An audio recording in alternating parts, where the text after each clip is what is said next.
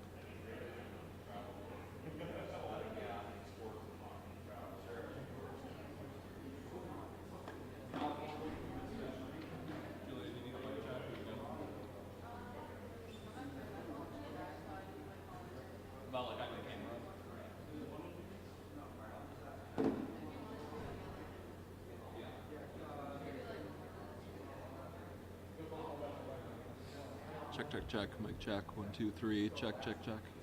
Yeah.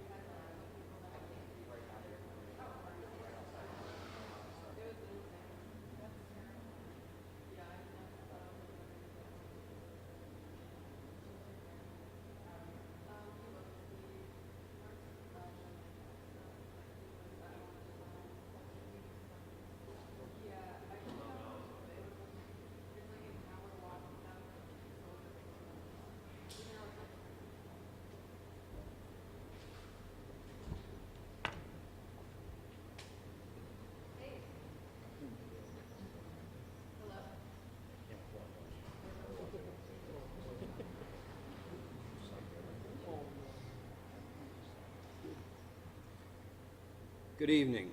I'm Lieutenant Colonel George Bivens, Deputy Commissioner of Operations with the Pennsylvania State Police. And I am very happy to be standing here in front of you to announce the capture of Michael Burham a short time ago here in Warren County. I'm surrounded by some of the members of the team. There were certainly many more, and we owe them a debt of gratitude for all of the hard work, and dedication, and risk that they all took to do what we told the citizens of Warren County we would do, and that is to keep them safe. So at 3:57 this afternoon, our tip line received a call from some residents on Jackson Run Road in Conewango Township, Warren County, about a suspicious individual. We mobilized resources that I told you we have done many times, including a significant number of personnel on the ground, aviation assets, canines, and formed a very large perimeter around that area. By 5:50, Burham was in custody. He had been tracked through the woods. As he approached, allow me to look at the name of the road here, Logan Road, he encountered perimeter troopers there, attempted to prone out and hide, and was approached from behind by members of the Marshals, the Border Patrol, and Pennsylvania State Police CERT. He was taken into custody and is currently at the Pennsylvania State Police Warren Station, where he will be processed. And as I have told you, determination will be made where he will ultimately be housed following his arraignment. It will not be in the Warren County facility. We are still determining where he will go, but that will be taken care of here shortly. I want to thank the residents of Warren County and the surrounding area for their patience through all of this. I know it was challenging for them. I know they were nervous. I know they were scared. But they remained gracious to all of our people and were very, very helpful to all of us. So I truly appreciate that. There is something else that I want to do here, so this is a good story to be able to tell you about tonight. I mean, we ended this without anyone else getting hurt. But I also wanted to tell you an interesting story. So as part of our Pennsylvania Police CERT team, one of our members is celebrating his 25th anniversary with the department. He came in this morning and told me that, sir, it's my last day with the department and with CERT. We got to get him today. We chuckled about it, made sure everybody knew, and of course, no one really thought it would happen. He might be the guy you want to talk to about lottery numbers or anything else, because I think he's one of the luckiest people around. Where did I lose him here? Corporal Brian King. I want to tell you a little more to the story about this hero. He was one of the guys that was out here. He's been helping throughout this whole process, trying to make sure we could safely capture Burham. A number of years ago, Brian was seriously wounded on a barricaded gunman call down in Westmoreland County. Lost the vision in one of his eyes as a result of taking a gunshot to the face. He came back from that, not only as a full-duty trooper, but as a full-duty member of our Special Emergency Response Team. Has been an active duty member ever since, and I'm proud to call him my friend. I'm going to miss him here with the department, but I think it was meant to be that you were back here today and here to participate in this capture. And I want to recognize Brian.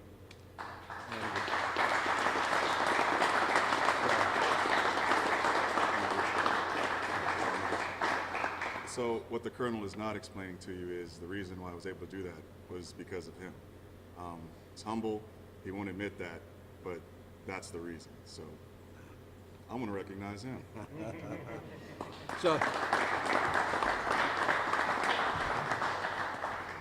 the only other thing I would tell you is that our investigation continues into any assistance that Burham may have received,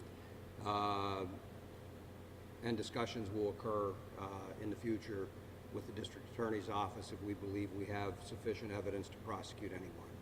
And with that, I would be happy to take your questions. Can you share more about the tip that came in? And we're hearing that, you know, a dog had maybe been barking and the owners went out and saw it. Is that correct? Can you elaborate a little more on That is. tip? It is, and they went out to check on why the dog was barking, went to the rear of their property. They encountered Burham. I'm told that a conversation occurred, brief conversation, asked him what was he doing there, and he said something about camping, and the owner of the property recognized him, got his wife back into, they were in a golf cart, got his wife back into the golf cart, and drove away from there so that he could immediately contact us as Burham fled into the woods. And the rest of it played out then as I described for you. So that was in the backyard of their home? Yes. You've been saying all week, we're waiting until he makes a mistake. What mistake did he make? He came out into the open and was spotted by an individual. It's in the area, one of the portions of the area that we have been pushing hard. And as I said to you, that's been our strategy all along, is to push him hard, to have him make a mistake. He finally did. It was spotted. You all had a hand in that by getting the word out and making sure that people knew what he looked like, who he was, and that they needed to call us right away. And they did exactly what we asked and what you asked of them. And so he's in custody. What was his physical condition when you found him? He's been on the run for over a week now. Looks tired and worn out, as we thought that he might. He was still wearing his prison pants turned inside out. He was dirty, wet. Did you see him malnourished or dehydrated or anything like that? I don't know that I would call him malnourished. It's hard to tell from just looking at him. Again, I would characterize his condition as worn out. Were there words exchanged from him that you can share with us? Did he say anything? We're not going to discuss what was said there. Again, he's being taken back to the station. There will be an interview done there, and he'll be processed and incarcerated. Any additional details about how he was able to survive for this long on his own? Was there any equipment with him? Did he have anything in his possession when you found him? He did not have anything in his immediate possession. We will be searching the area to ensure that there is still nothing else there. Over time, he did have access to some equipment that was out there. You know, I told you about bags that were recovered. We did link him to those with DNA, and we knew that he had potentially accessed some survival equipment. To kind of close the loop on one of the reasons that we thought he was armed, and he was not, at least when we physically took him into custody again, we'll be searching that area just to make sure there are not any firearms still around that he dropped or hid.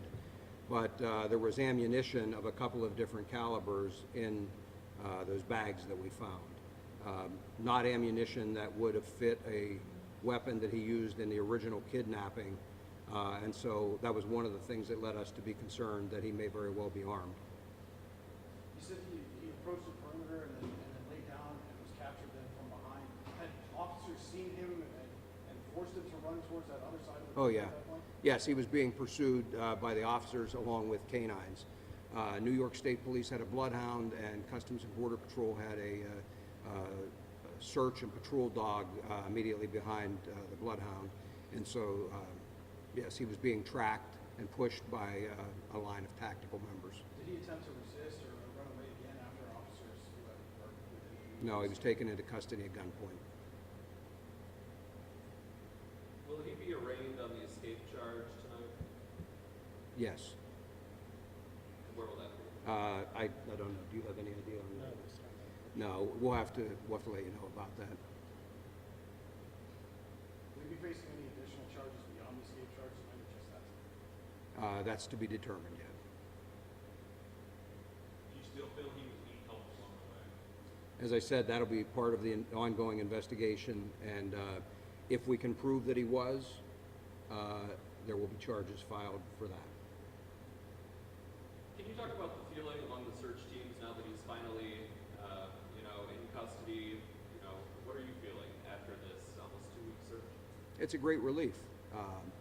All of us were always concerned that we would end up with a citizen harmed in some way, or even one of the officers harmed in one way. There's a lot of responsibility when you put a team like this out into the field, and again, knowing that he had ammunition and may very well have a weapon, that he has used a weapon in the commission of crimes before, that he was suspected in another homicide, he really had very little to lose in this whole search that we conducted.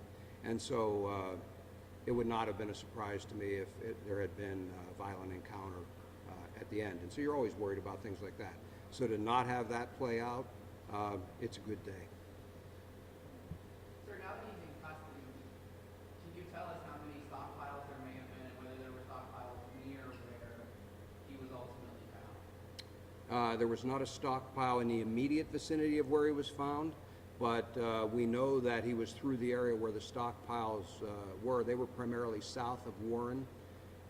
He had identified 2, and we found a 3rd.